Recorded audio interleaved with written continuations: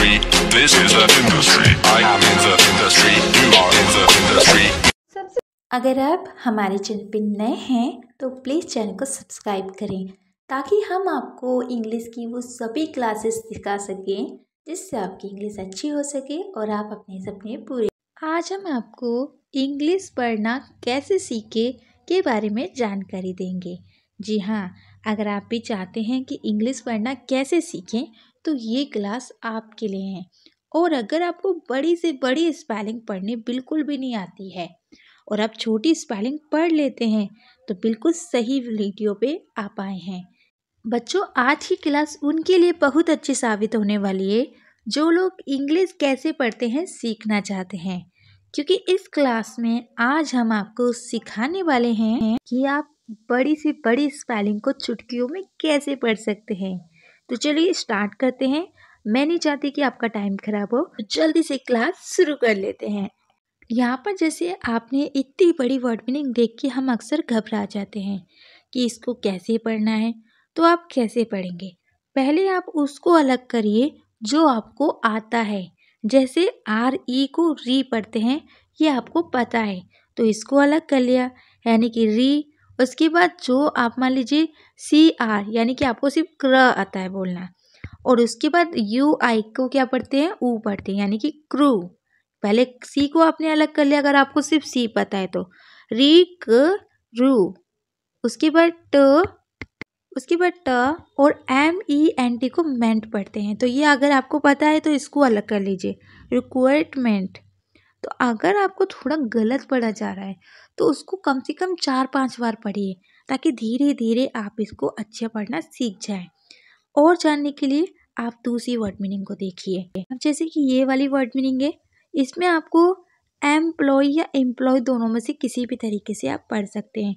तो एम की जगह अगर आप इम पढ़ रहे हैं तो पहले एम को अलग कर दीजिए, उसके बाद PL को प्ल, और उसके बाद OY को ऑय पढ़ते हैं या ऑय भी पढ़ सकते हैं। एम्प्लॉयमेंट, एम्प्लॉयमेंट या एम्प्लॉयमेंट या एम्प्लॉयमेंट जो भी आप पढ़ते हैं आप उस तरीके से इसको पढ़ सकते हैं। तो एम्प्लॉयमेंट इस तरीके से आपको पढ़ना है। घबराना बिल्कुल नहीं है, कोशिश करनी है, बहुत इजी है। चलिए आगे और अच्छे से सीख लेते हैं। बात है पैटर्न।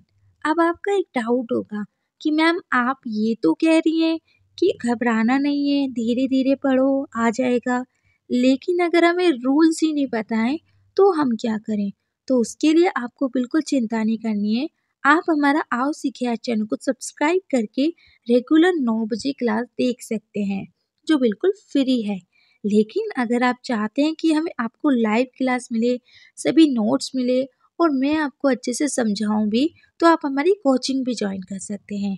तो इसको समझा देती हूँ कि इसको ऐसा क्यों पढ़ा गया है। देखिए, इसको पैटर्न इसलिए पढ़ा गया कि PAT को पैट पढ़ा और TRON को क्या पढ़ा? ट्रन, यानी कि ON को लास्ट में अन पढ़ते हैं, इसलिए पैटर्न क्या हो गया? पैटर्न। बहुत ही सिंपल रूल्स है, आप इसे आप भी कॉपी में लिख लीजिए ताकि आपको याद रहे। चलिए अब आगे और अच्छे से जान लेते हैं। इसकी बात जैसे कि SPE, तो हम इसको अलग कर लेंगे यानी कि S को इस पढ़ते हैं और इसको पढ़ते हैं पे, इस पे। उसके बाद C और T को अलग कर लेंगे कट, इस पे कट। उसके बाद आप चाहे तो T को एक साथ A भी लिख सकते हैं, यानी कि इसको क्या पढ़ेंगे? इस पे कटे। उसके बाद टस। अब टस क्यों पढ़ा गया है?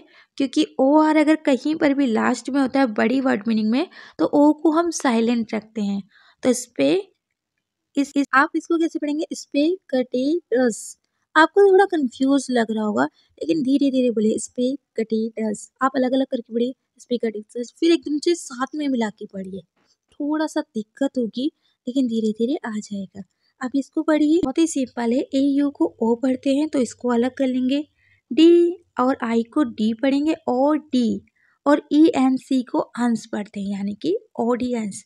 इस तरीके से पढ़िए। मैं गारंटी से कहती हूँ कि बड़ी से बड़ी स्पेलिंग कितनी भी बड़ी हो आप आसानी से सीख जाएंगे, क्योंकि देखिए जिन्हें इंग्लिश आती है वो भी आप ही की तरह है, लेकिन उन्होंने थोड़ी सी मेहनत करी है और वो इंग्लिश सीख गए, तो आप भी सीख सकते हैं। चलिए आगे जान लेते हैं। उसके बाद ये वर्ड मीनिंग देखिए,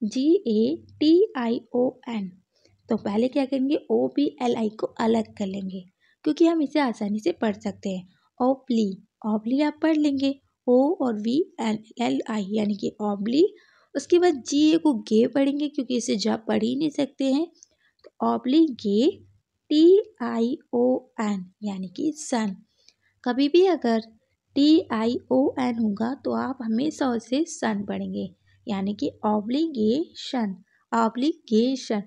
आप कई बार बोलिए ताकि आपको अच्छे से समझ में आए। उसके बाद इन, तो पहले इन को अलग कर लीजिए क्योंकि हम इसे अच्छे से पढ़ते हैं। को, अब आप कहेंगे मैम इसे चो की जगह को क्यों पढ़ रहे हैं?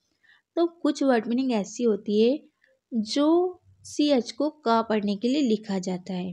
ये ज़्यादातर साइंस से रिलेटेड होती है, उनको पढ़ा जाता है।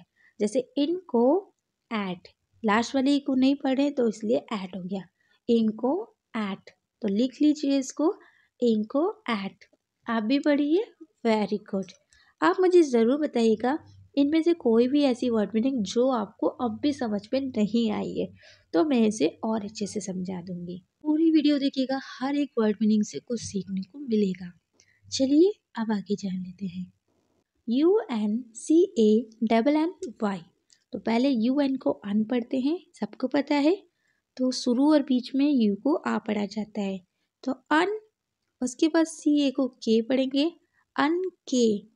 और डबल एन को तो ना ही पढ़ेंगे, और लास्ट वाले वाई को ई पढ़ेंगे, यानी कि अनकैनी, अनकैनी। कैसे पढ़ेंगे? अनकैनी। Very good. चलिए आगे जान लेते हैं।